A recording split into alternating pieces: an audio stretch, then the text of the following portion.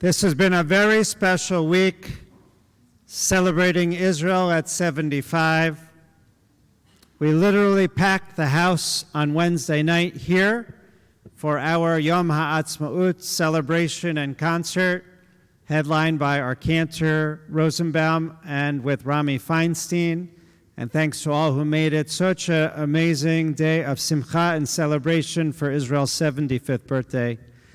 This Shabbat, we're celebrating and recognizing many of our own who were in Israel to celebrate Israel's birthday, Yom HaAtzmaut, on a special mission sponsored by the Jewish Federation of Cleveland, celebrating Israel's 75th birthday.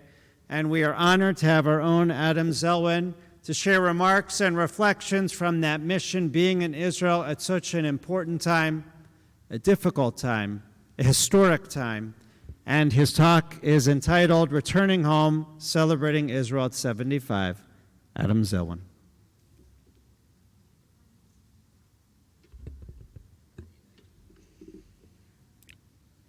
Thank you, Rabbi. Good Shabbos, everybody.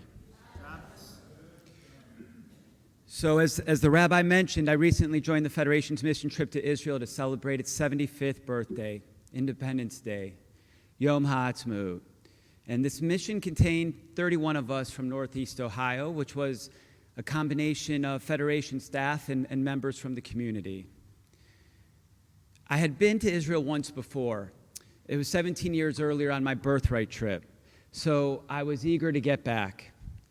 Our trip started about a week before Yom HaAtzmaut on Yom HaShoah in Jerusalem.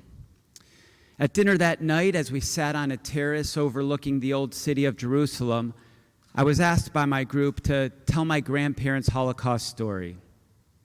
And telling that story in the Jewish homeland that was created after the tragedies that my grandparents encountered hit my soul a little differently that night. Some of the activities that we did in Jerusalem was meet with some of our Federation's overseas partners, the Jewish Agency for Israel and the Joint Distribution Committee. We learned and got updates about our programs that we help to sponsor for Jews in need all over the world, including hearing from actual recipients from our contributions, recipients who are from the Ukraine, Cuba, and Ireland, just to name a couple of their home countries. My takeaway from these meetings was that our Federation's overseas partners are so impressive.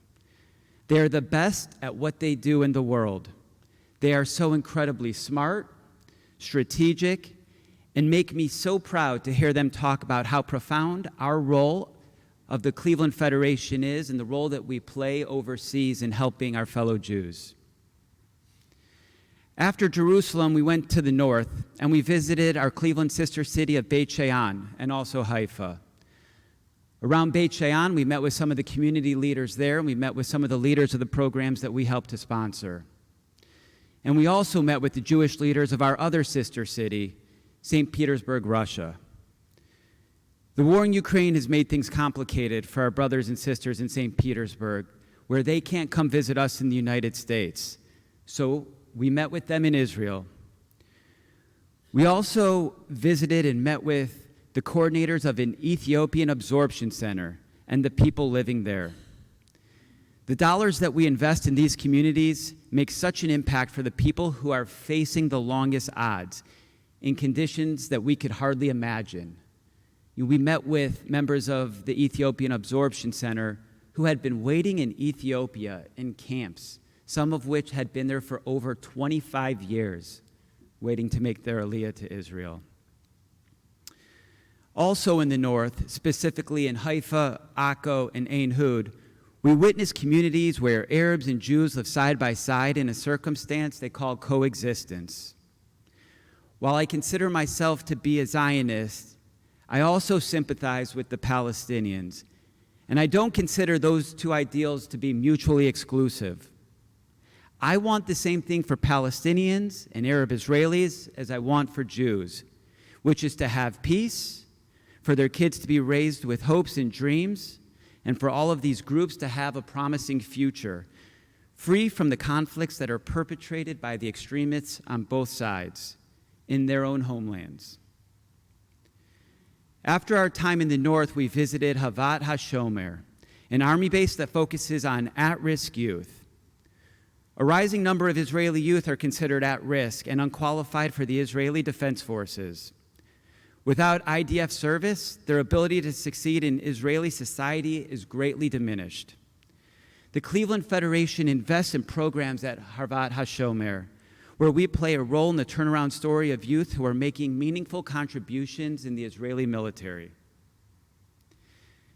After our visit to Havat HaShomer, we made our way to Tel Aviv, where we would celebrate Yom HaZikaron, Israel's Memorial Day, and Yom HaAtzmaut, Israel's Independence Day, their 75th birthday, and these two holidays are celebrated back to back. Memorial Day in Israel is different. The entire country takes it extremely seriously. I learned that every high school in Israel has a ceremony that day to commemorate the students from that school who have lost their lives defending the state of Israel.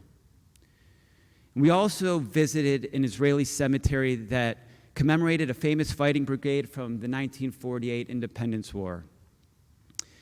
It was a somber feeling to read the tombstones of 16, 18, 19, 20-year-old soldiers who lost their lives in the War of Independence.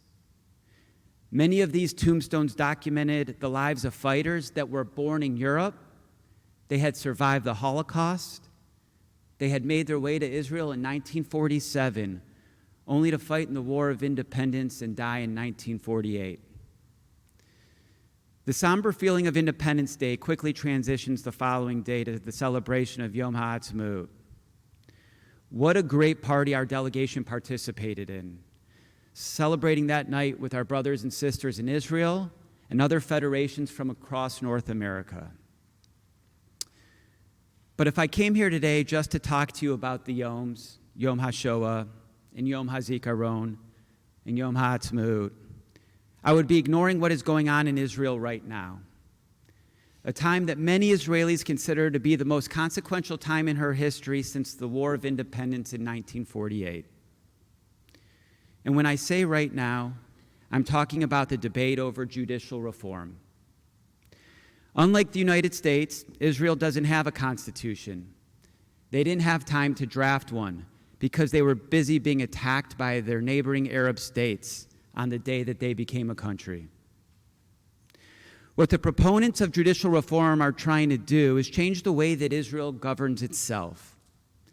And in my words, these proposals are not considering the points of view of the broader Israeli population.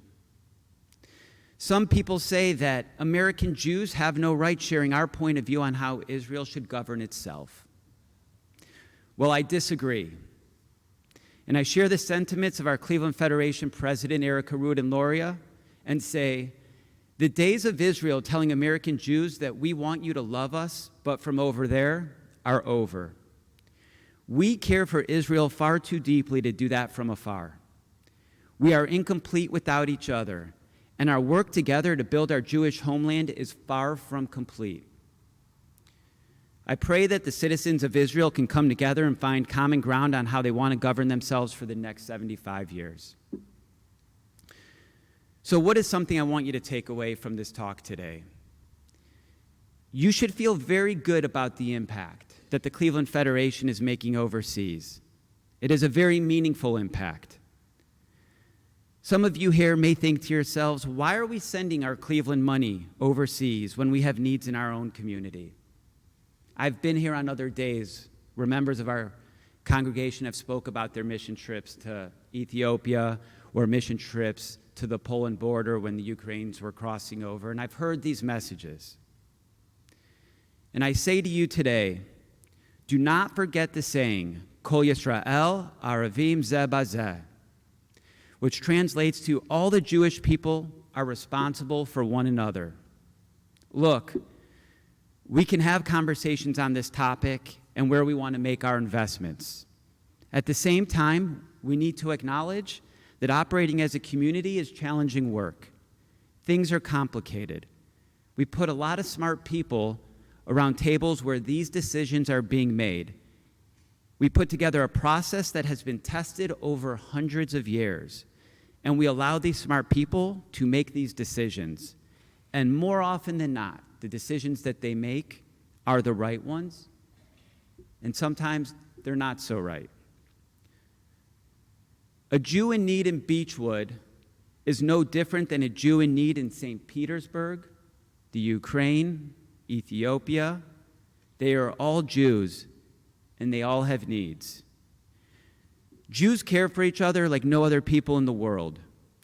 Being Jewish is a nationality, it's a people, it's a tribe. If you're able, I urge you to contribute to the Jewish Federation of Cleveland. I've been on the audit committee for 11 years now, so I have a bit of insight as to how the money's spent and where it goes. I've also witnessed the good deeds that we do internationally. We all can play a role, either with our actions or through monetary contributions, and any amount helps.